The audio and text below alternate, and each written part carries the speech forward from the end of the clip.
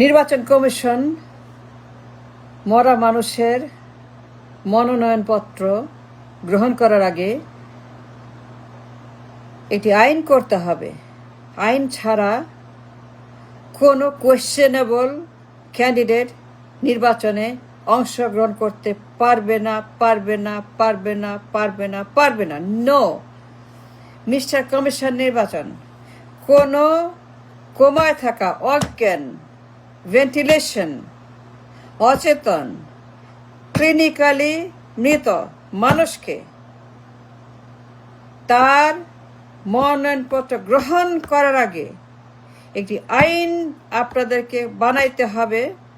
Because একজন প্রার্থী 3 সিটের প্রার্থী, একজন মহিলা প্রার্থী 3 সিটের, ওই মহিলা হয়তোবা জীবন্ত বা জীবিত নাও থাকতে পারে। যদি জীবন্ত থাকে, মরা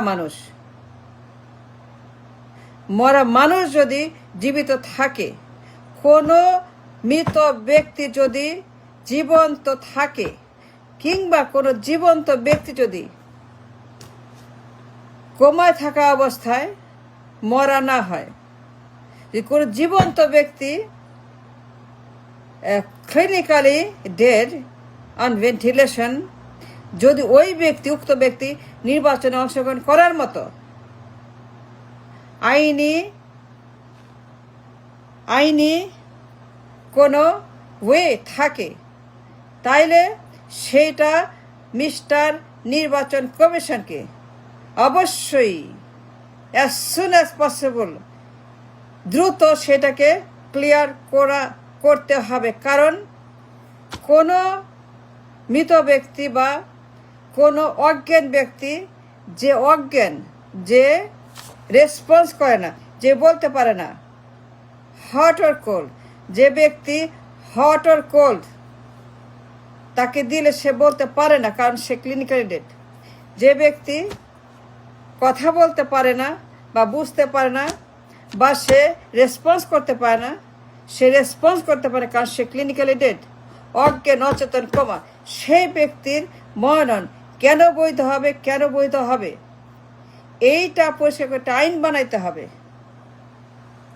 একজন ব্যক্তি 3 সিটে নির্বাচন করছে, সেই ব্যক্তি for weeks and weeks clinically deep coma. জামায়াতের আমির বলেছেন অন দ্য রেকর্ড, জামায়াতের আমির doctor Shafiqur Rahman on the record বলেছেন তিনি ডিপ কোমায় আছেন। ডিপ কোমার মানে হচ্ছে যে clinically not viable or not alive. মানে জামায়াতের আমির বলেছেন এই মহিলা 3 সিটের প্রার্থী যে টিপসই দিয়েছে, টিপসই দিয়ে স্বাক্ষর করে, মানে স্বাক্ষরের মতো টিপসই দিয়ে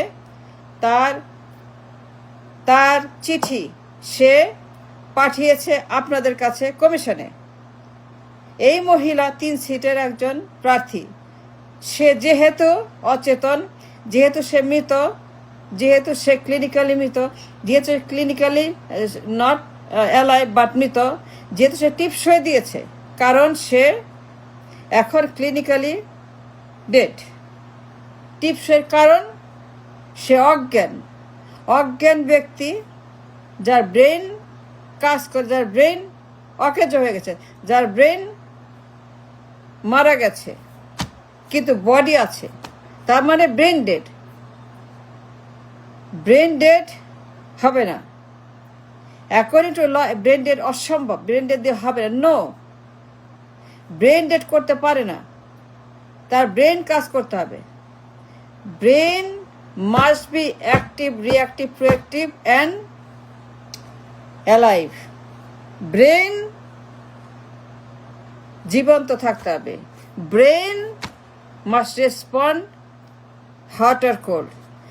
দিস ক্যান্ডিডেট 3 সিটে সে টিপসই দিছে, মানে টিপসই এইটা বুড়া আঙ্গুল টিপসই দিছে, and that was on the news, and that letter was sent to commission for the প্রার্থিতা গ্রহণ করার জন্য, for the acceptance of the মনোনয়নপত্র, দ্য লেটার অফ সেন্সিটিভ সই to the commission. So for this 3 সিটের ক্যান্ডিডেট, তাকে নির্বাচনে বৈধ করা, গ্রহণযোগ্য করা, এটার জন্য আইন লাগবে। আইন ছাড়া এই প্রার্থী পারবে না। Absolute no no no no no, আইন ছাড়া পারবে না।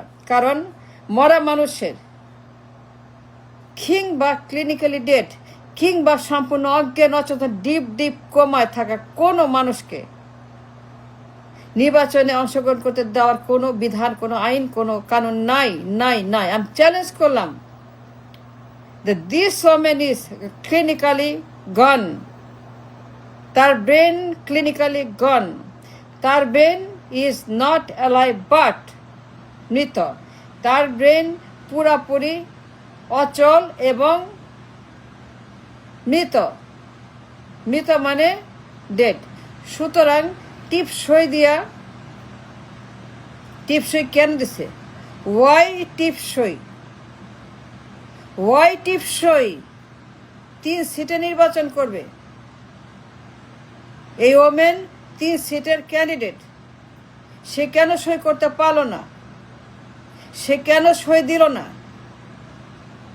সে তো প্রার্থী, সে তো একজন ক্যান্ডিডেট ফর দ্য পার্লামেন্ট, সংসদ।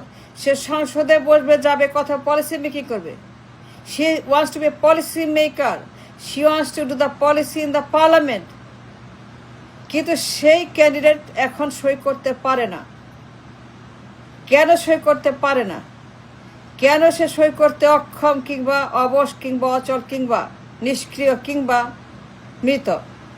সো যদি কোনো মৃত ব্যক্তি জীবিত থাকে, যদি কোনো মৃত ব্যক্তি প্রমাণ করতে পারে সে জীবিত, যদি কোনো জীবিত ব্যক্তি কোমায় থেকে মৃত না হয়, তাইলে পরে প্রমাণ দিতে হবে before she can go for election, before that 3 seat can compete in election legally, lawfully, halally, constitutionally, ethically, morally, viably যদি পারে।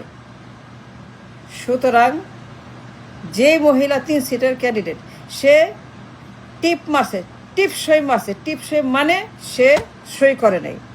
কেন সই করে নাই? কেন সই করে নাই? কেন করলো না? কেন করবে না?